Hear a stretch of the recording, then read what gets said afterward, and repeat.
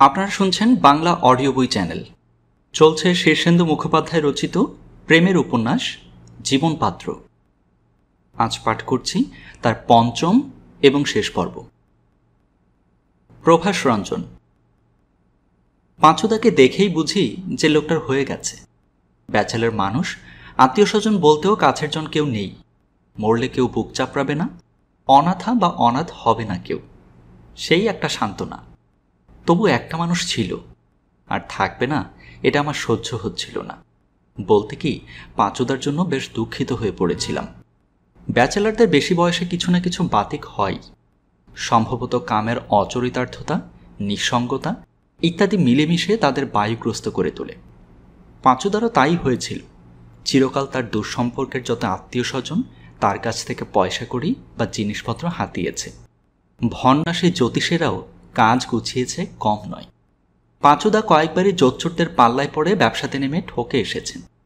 তার বাপের কিছু টাকাও তিনি পেয়েছিলেন, চাকরির বেতন তো ছিলই। সব মিলেই বেশ শাঁসালো খদ্দের। লোকে ঠকাবে না কেন? প্রতি বছর মাসখানেক ধরে তীর্থভ্রমণ করতেন। ভারতবর্ষের এমন জায়গা নেই যেখানে যাননি। শেষ বয়সটায় বেশ কষ্ট পেলেন। আমাদের মধ্যে একটা পাপবোধ ছিল। আমাদের ছেলেবেলায় যখন প্রচণ্ড অভাবের সময় চলছিল, তখন এই পাঁচুদা বেশ কয়েকবার আমাদের অনাহার থেকে বাঁচিয়ে দিয়েছিলেন। সেই থেকেই তার প্রতি আমার একটা মতলববাজ মনোভাব জন্মায়। পাঁচুদা মানেই হচ্ছে আদায়ের জায়গা। তাই পাঁচুদা আমাদের বাড়িতে এলেই আমরা খুশি হতাম। যখন তখন তার বাসা বা অফিসে গিয়ে নানা কাঁদুনি গিয়ে পয়সা আদায় করেছি। আমার স্কুল ফাইনাল পরীক্ষার ফি তিনিই দেন, আর আমি তার একটা সোনার বোতাম চুরি করেছিলাম। এসব কথা তাকে আর বলার মানে হয় না। তবু যখন শ্যামবাজারে আয়ুর্বেদীয় হাসপাতালে তাকে দেখতে গিয়ে এক কঙ্কালসার চেহারাকে দেখি, তখনই সেই সব পাপের কথা মনের মধ্যে জেগে ওঠে। নিজেকেই বলি, প্রভাস রঞ্জন, পাপের কথা স্বীকার করে নাও, খ্রিস্টানরা যেমন যাজকদের কাছে করে। আমার কথা শুনে পাঁচুদা হেসে বললেন, যা যা জ্যাঠা ছেলে, চুরি করেছিস, বেশ করেছিস। সেই চুরির বোতাম আজ তোকে দান করে দিলাম, যা। ক্যান্সারের কষ্ট তো কম নয়। শরীর শুষে ছিবড়ে করে ফেলেছে প্রতিনিয়ত। কিছু দেখতে পারেন না। যা খান তা উঠে আসে ভেতর থেকে। ক্রমশ শরীর ছেড়ে যাচ্ছে তার সব শক্তি। এখন কঙ্কালসার হাতখানা তুলতেও তার বড় কষ্ট। মাঝে মাঝে দেখি বুকের কম্বলটা টেনে মুখ ঢাকা দিয়ে কাঁদেন। সে কান্না অতি ক্ষীণ, যেমন পাঁজরের খাঁচা থেকে একবন্দি ভোমরার গুঞ্জনধ্বনি উঠে আসে। পত্রিকা অফিস থেকে আজকাল প্রায় নানা জায়গায় পাঠায়, আর 2-1 মাসের মধ্যেই আমাকে পাকা চাকরিতে নেওয়া হবে। সাংবাদিকদের এই চাকরি আমার খুব খারাপ লাগছে না, কিন্তু সবসময়ে একটা এই দুঃখ, আমি নানা দেশ ঘুরে যে প্রযুক্তি শিখেছি তা কোনো কাজে লাগলো না। জীবনের 10-10টা বছর আমি বৃথা অন্বেষণে কাটিয়ে এসেছি। আয়ু ক্ষয়।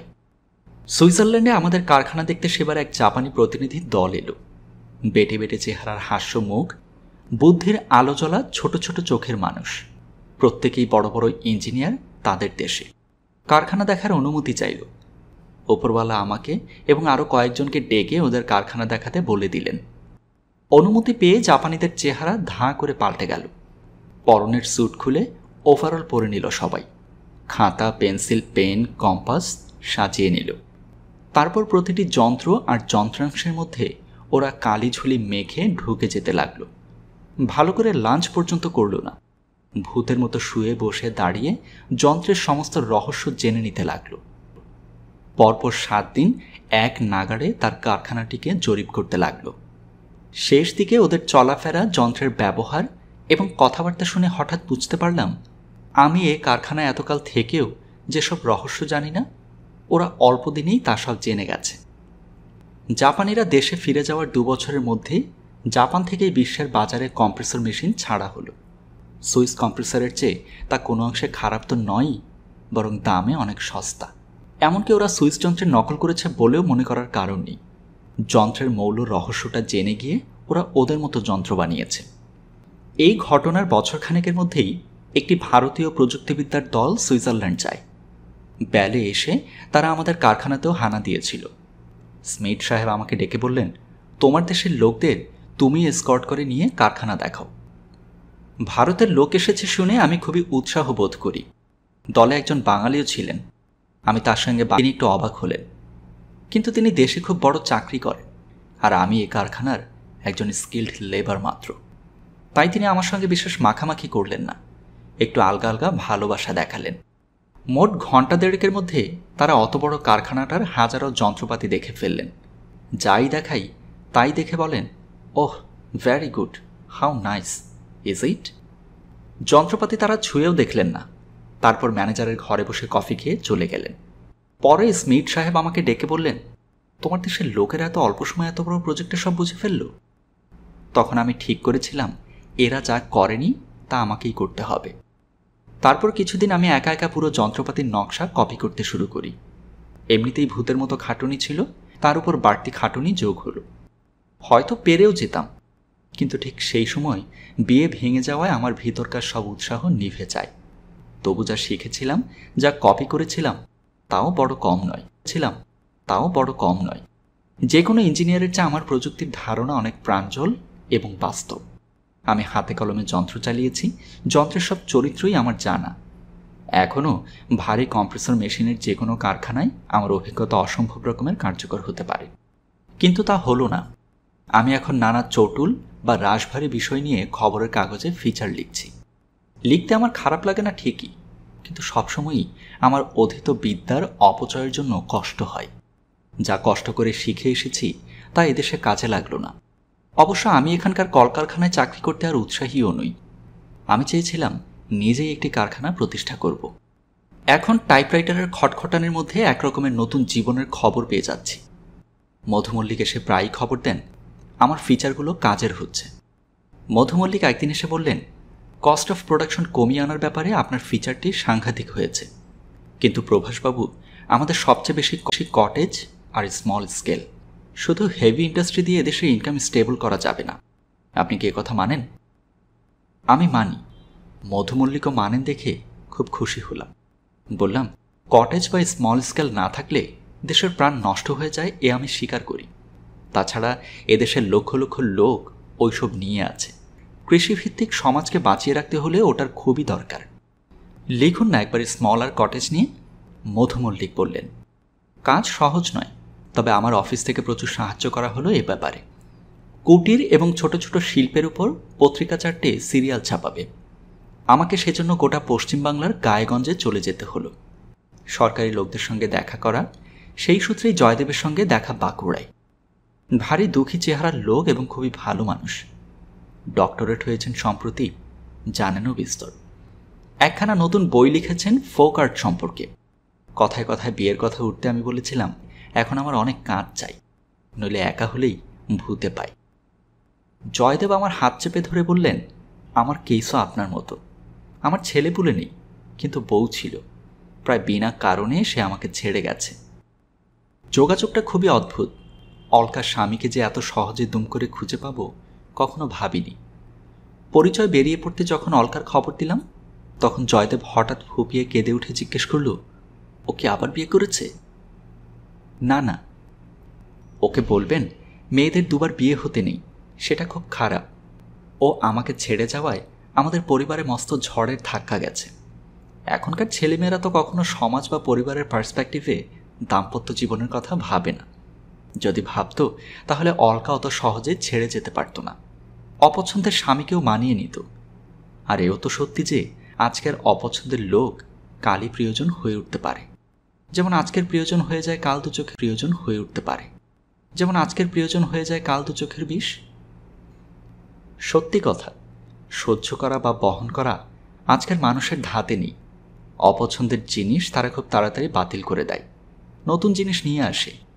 আর এইভাবেই তাদের স্বভাব হয়ে উঠেছে পিছল ও বিপজ্জনক। আমি বললাম, আপনি কি এখন অলকাকে ভালোবাসেন? কেমন একরকম লোভী শিশুর মতো তাকালো জয়দেব। অনেকক্ষণ বাদে মাথা নেড়ে বলল, তাতে কি যায় আসে? ও তো আর আমাকে ভালোবাসে না। আমি চিন্তা করে বললাম, দেখুন, ভালোবাসাটা সবসময় তো আর হুশ করে মাটি ফুঁড়ে ফোয়ারার মতো বেরোয় না। ওটা একটা প্র্যাকটিসের ব্যাপার। ভালোবাসার চেষ্টা থেকেই ভালোবাসা আসে।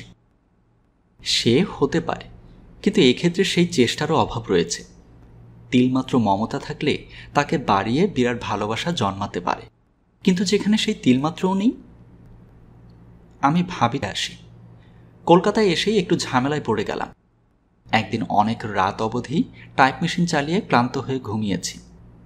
ভোর রাতে এসে ঘুম ভাঙালো সুহাস।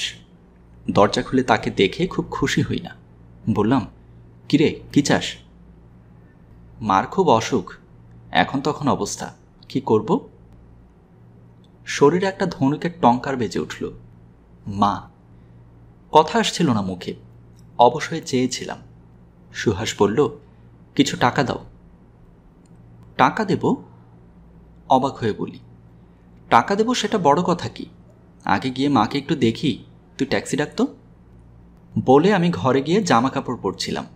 সুহাস ট্যাক্সি আনতে যায়নি, দরজার কাছে দোনমনো হয়ে দাঁড়িয়ে আছে। চোখে পড়তে বলল, তুমি বিশ্রাম নাও না, এক্ষুনি যাওয়ার দরকার নেই খুব একটা। অবস্থা যতটা খারাপ হয়েছিল ততটা এখন নয়। তুমি ব্যস্ত মানুষ, 2-4 দিন পরে যেও। ওর কথা বুঝতে পারছিলাম না একদম। আবল তাবল বকছে। এই বলল খারাপ অবস্থা, আবার বলছে তত খারাপ নয়।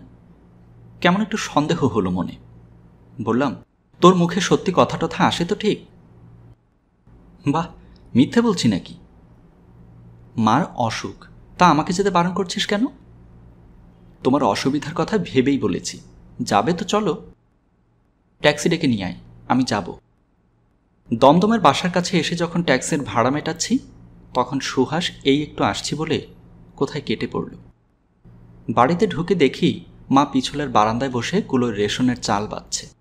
আমি গিয়ে মার কাছে বসতেই মা কুলো ফেলে আমাকে দুহাতে আঁকড়ে ধরে বলল, ওরা বলে তুই নাকি খারাপ হয়ে গেছিস, কোনো এক বিধবা না সধবার সঙ্গে নাকি তোর বিয়ে সব ঠিক। আমি স্তম্ভিত হয়ে মাকে দেখি। অনেকক্ষণ বাদে বলি, তোমার কি হয়েছে? শুনলাম তোমার খুব অসুখ। কি হয়েছে? শুনলাম তোমার খুব অসুখ। হলে বাঁচি বাবা, সে অসুখ যেন আর ভালো না হয়, কিন্তু গতরে তো অসুখও একটা করে না তেমন। সুহাস আজ সকালে গিয়ে তোমার অসুখের নাম করে টাকা চেয়েছিল। মা হাঁ করে একটু চেয়ে থেকে বলে, ওর অবস্থা খুব খারাপ বাবা, নুন আনতে পান্তা ফুরায়, তাই বোধহয় এই ফিকির করেছিল। রান্নাঘর থেকে নিমি খুব হাসি মুখে 1 কাপ চা নিয়ে বেরিয়ে এসে বলল, দাদাকে কতদিন বাদে দেখলাম, খুব ব্যস্ত শুনি।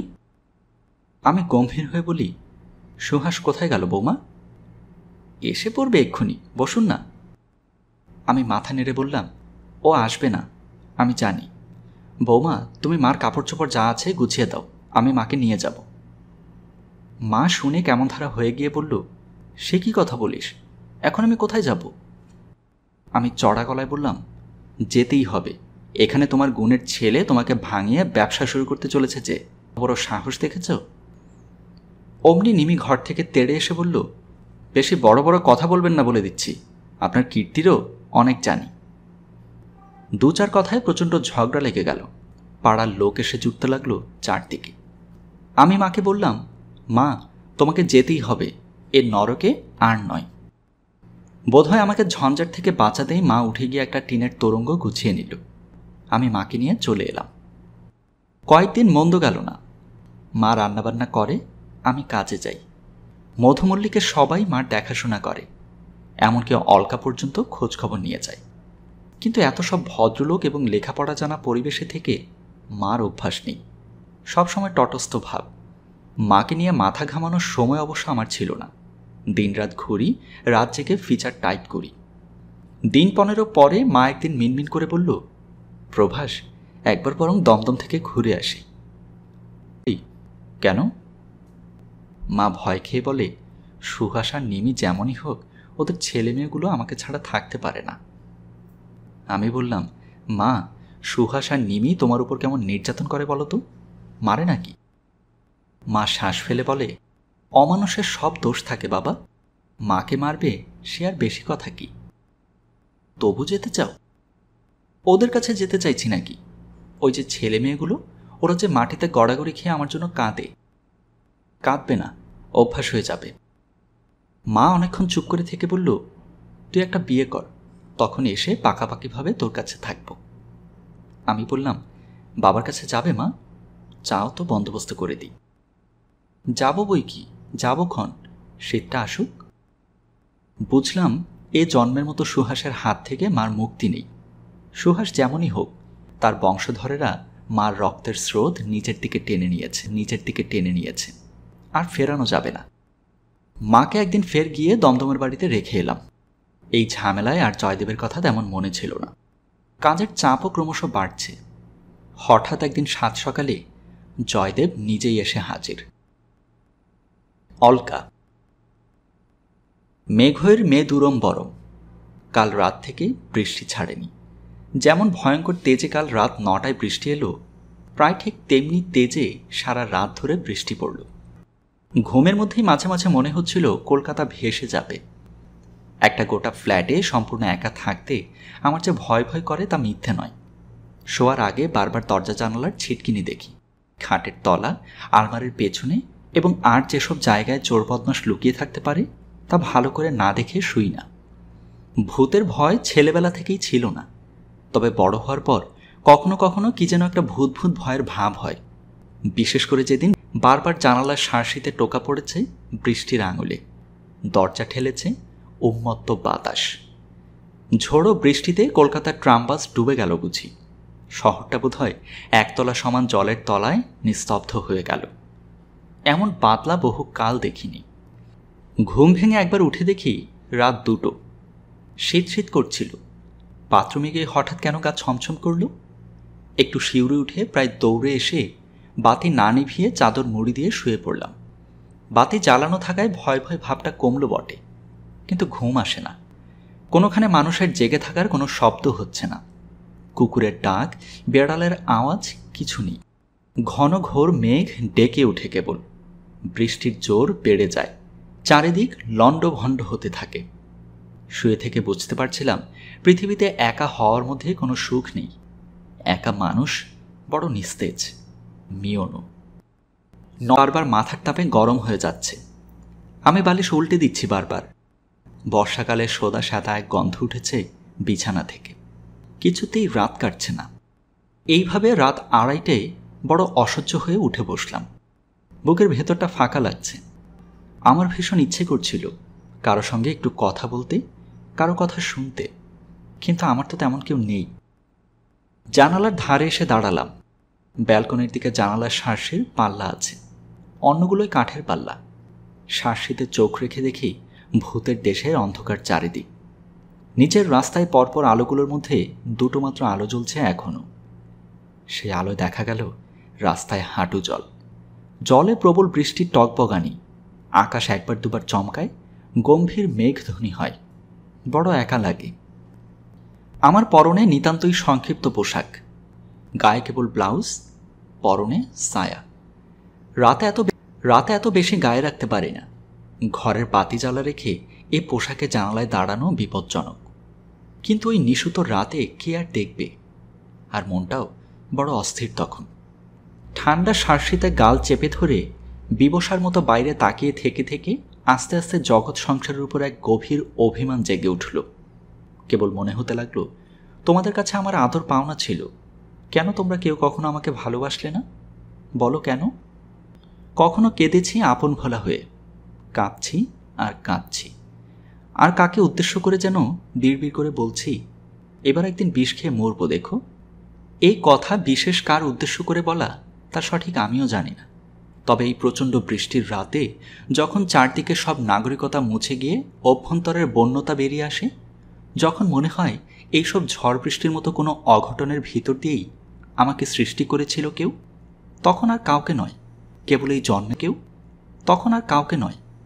এই জন্মের উপরেই বড় অভিমান হয়। একা, বড় একা। শার্সির কাছ থেকে ঘরের মধ্যে ফিরে আসি। সাজানো ঘরদোর ফেলে অসীমদা কেন বিদেশে চলে গেছে তার পরিবার নিয়ে।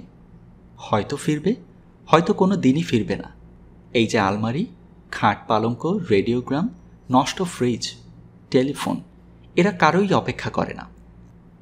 এরা কারো অপেক্ষাই নেই, এরা কারো নয়। তবু মানুষ কত যত্নে এইসব জমিয়ে তোলে। কান্না পাচ্ছিল। টেলিফোনের সামনে বসে বিড়বিড় করে বললাম, কোনো মানুষকে জাগানো দরকার। আমাকে ভূতে পেয়েছে আজ রাতে, আমার মরে যেতে ইচ্ছে করছে। আমি বড় একা। টেলিফোন তুলে ডায়াল করতে থাকি। কোনো বিশেষ নম্বর ধরে নয়, এমনি আবল তাবল যে নম্বর মনে আসছে সেই ঘরে আঙুল দিয়ে ডিস্ক ঘুরিয়ে দিচ্ছিলাম।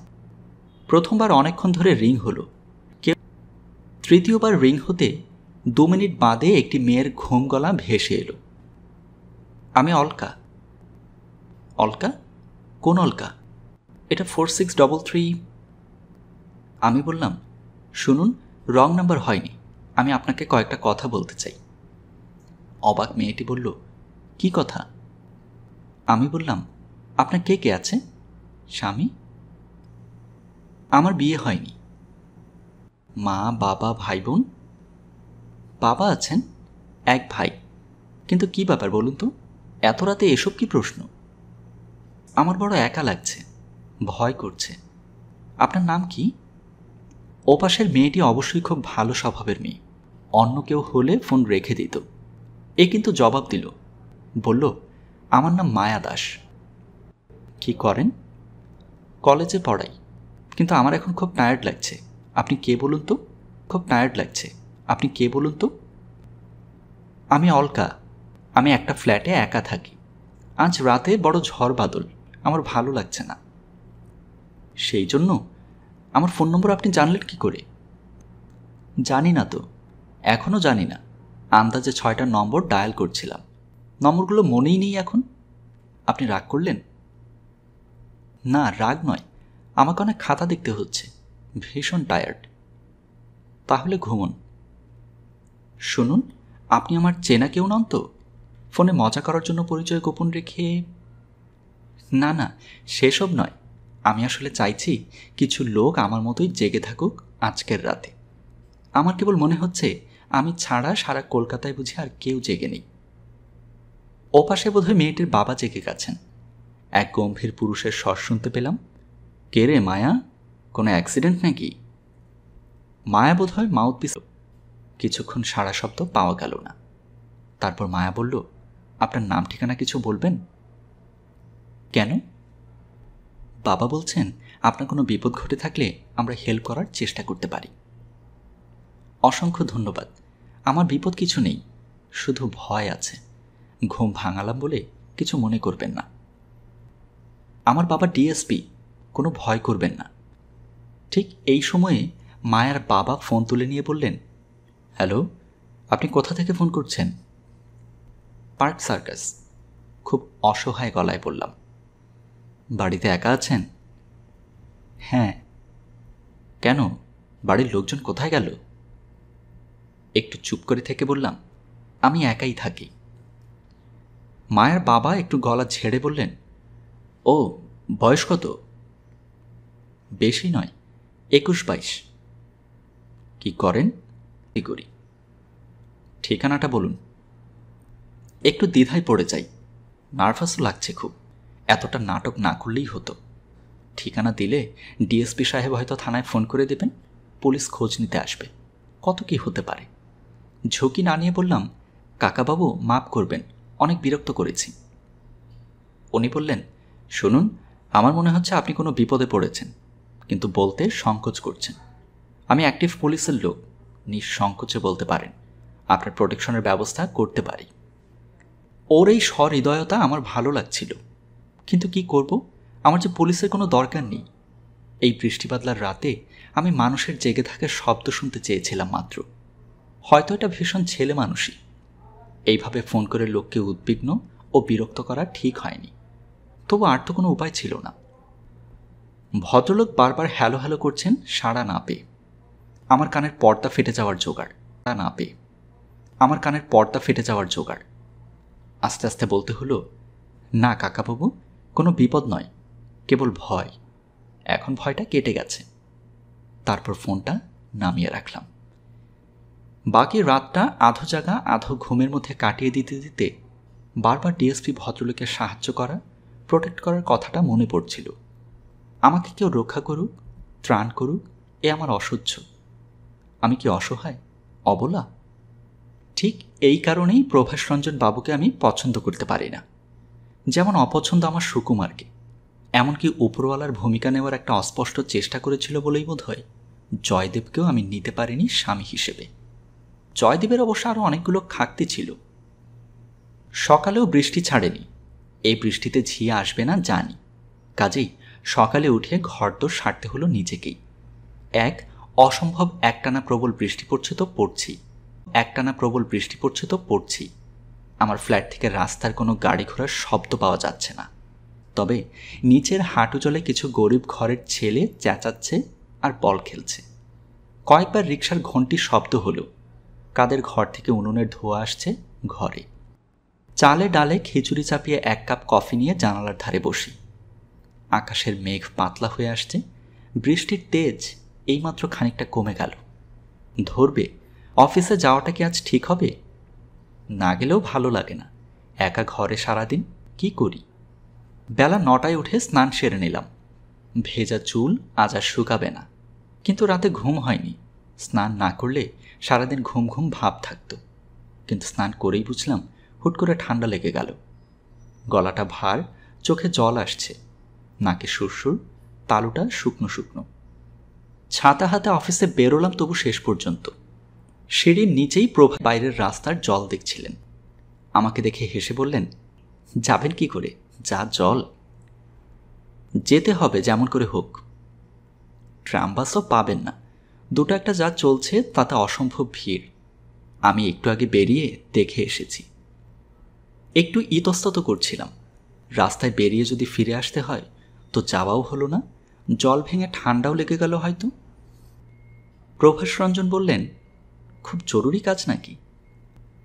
জরুরি। একটা ফাইল ক্যাবিনেটের চাবি আমার কাছে রয়ে গেছে।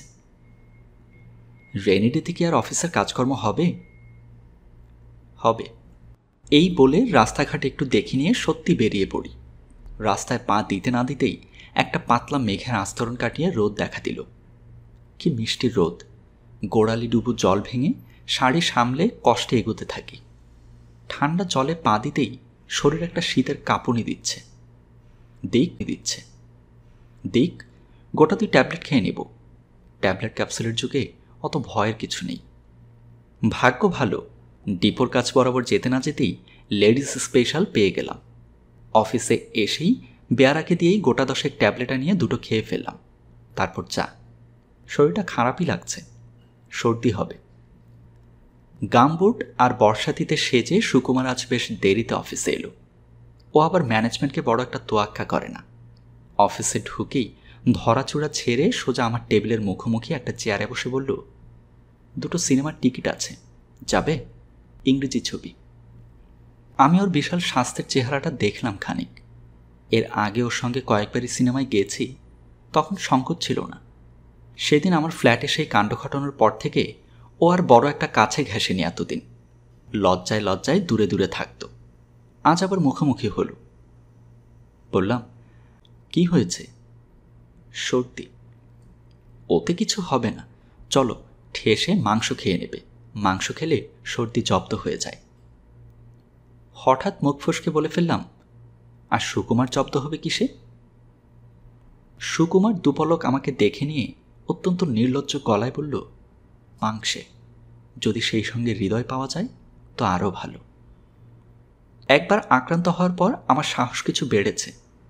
বললাম, এত দাবি দেওয়া কিসের বলো তো? বেশ তো আছি, তুমি তোমার মতো, আমি আমার মতো। আমি আমার মতো নেই।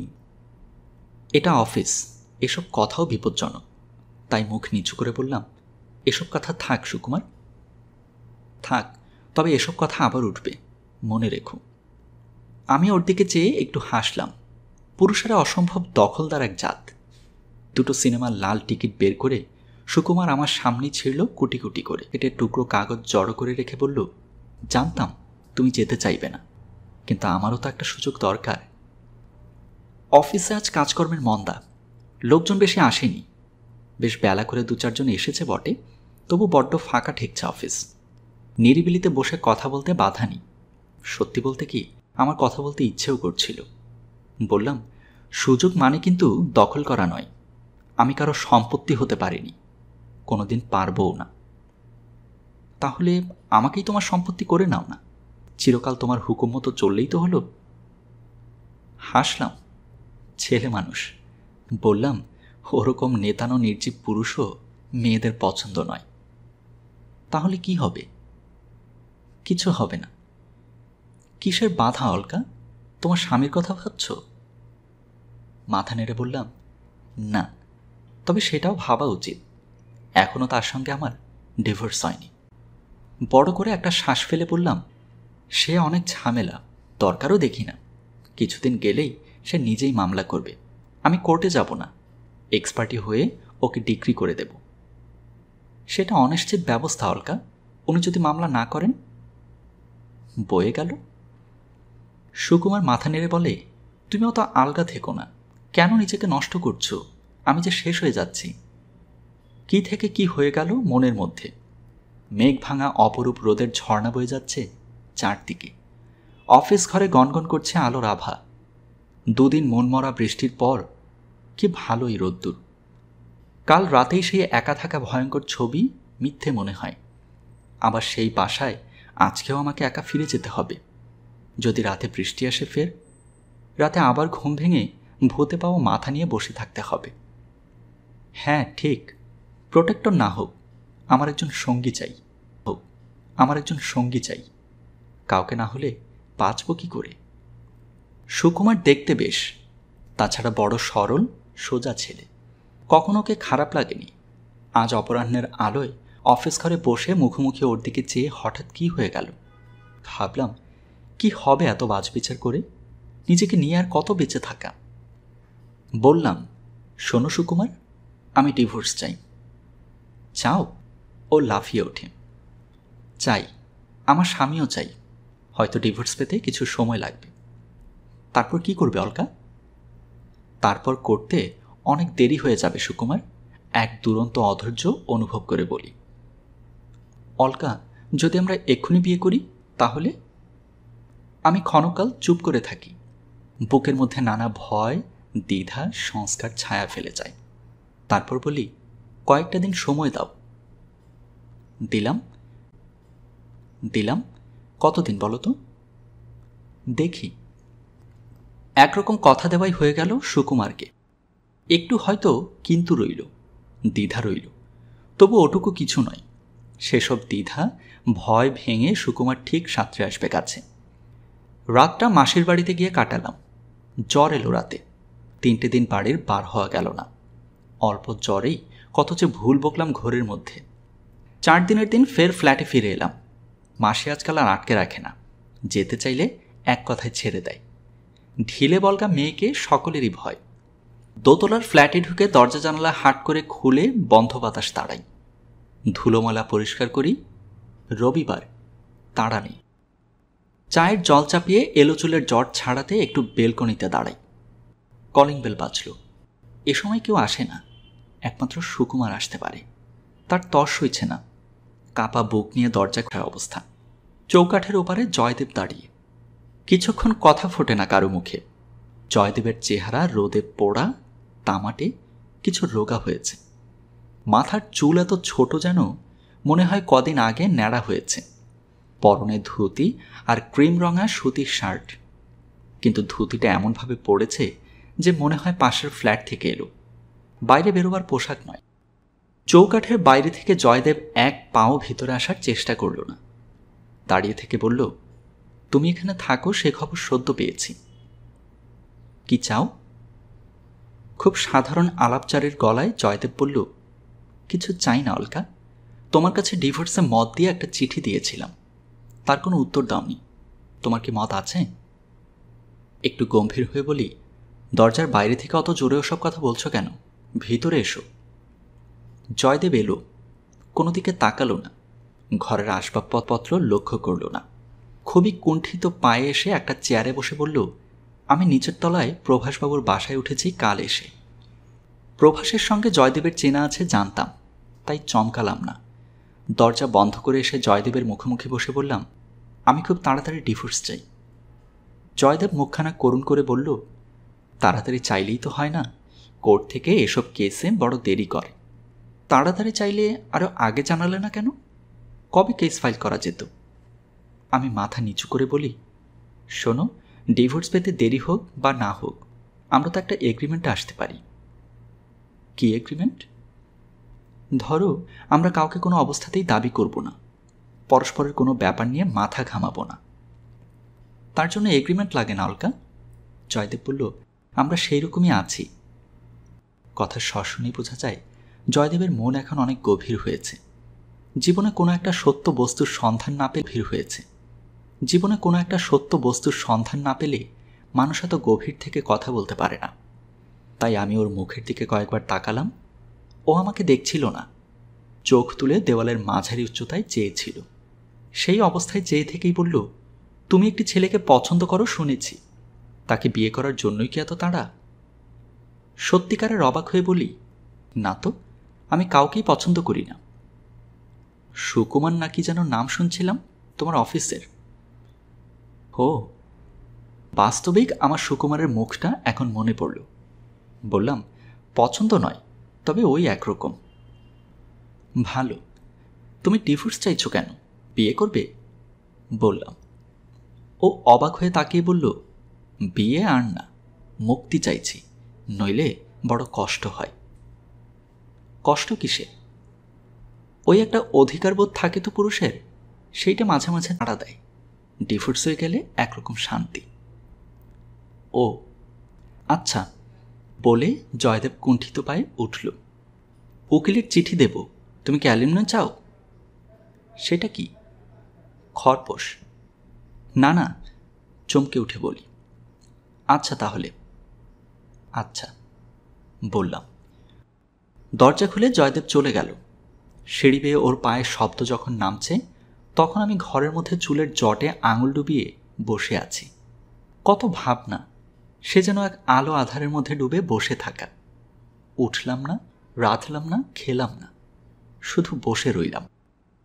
হঠাৎ এক ভয়ের আঙুল হৃৎপিণ্ডে টোকা মারল। নড়ে উঠল বুকের বাতাস। সচেতন ভীতগ্রস্ততায় টের পাই আমি কাউকেই ভালোবাসি না, কাউকে নয়, কেবলমাত্র নিজেকে। আমি কোনো দিন কাউকে ভালোবাসতে পারবো না। কি কত দুর্যোগের বর্ষা নামবে কতবার, কত একা কাটবে দিন, কাউকে ভালো না বেসে আমি থাকবো কি করে? বিকেল কাটল। নিচের তলা থেকে অহংকারী জয়দেব একবারও এলো না খোঁজ নিতে। সুকুমার টেলিফোনও করল না। বড় অভিমানে ভরে গেল বুক। সারাদিন খাইনি, স্নান করিনি, কে তার খোঁজ রাখে? সন্ধে হলো, রাত গড়িয়ে গেল গভীরের দিকে। শরীর দুর্বল, মাথা ফাঁকা, মনটায় তদ্গত একটা আচ্ছন্নতা। ভূতে পেয়েছে আমাকে। উঠে গিয়ে ছারপোকা মারবার অমোঘ ওষুধের শিশিটা হাতে নিয়ে টেবিলে বসলাম। চিরকুটে লিখে রাখলাম, আমার মৃত্যুর জন্য কেউ দায়ী নয়। লিখে বিছানায় শুয়ে আস্তে শিশির মুখ খুলে ঠোঁটের কাছে এনে পৃথিবীকে বললাম, ভালোবাসা ছাড়া কি করে বাঁচি বলো? বাঁচা যায়? ক্ষমা করো। ঠিক এই সময় টেলিফোন বেজে উঠল মৃদু সেতারের মতো। উঠলাম না, শিশিটা উপর করে দিলাম গলার মধ্যে। হায়, ফাঁকা শিশি প্রেমহীন হৃদয়ের মতো চেয়ে রইল আমার শূন্য হৃদয়ের দিকে। এক ফোঁটা বিষও ঢালতে পারল না সে, অমৃতও না। উঠে টেলিফোনটা যখন ধরছি, তখন কেন যেন খুব ইচ্ছে করছিল টেলিফোনে যেন জয়দেবের গলার স্বর শুনতে পাই। এই পর্বের মধ্য দিয়েই আজকের শীর্ষেন্দু মুখোপাধ্যায় রচিত প্রেমের উপন্যাস জীবন পাত্রের শেষ করছি। আশা করছি সবাই পুরোটা উপন্যাস খুব চমৎকারভাবে উপভোগ করেছেন। এমনই যদি আরও বেশি বেশি বড় গল্প বা উপন্যাস আপনারা পেতে চান, তাহলে অবশ্যই চ্যানেলটি সাবস্ক্রাইব করে রাখবেন, এবং আপনাদের যদি রিকোয়েস্টেড কোনো গল্প বা উপন্যাস থাকে তাহলে সেটা আমাদেরকে কমেন্টের মাধ্যমে জানাতে পারেন। সবাইকে নতুন গল্প শোনার আমন্ত্রণ জানিয়ে আজকের মতো এখানেই বিদায় নিই।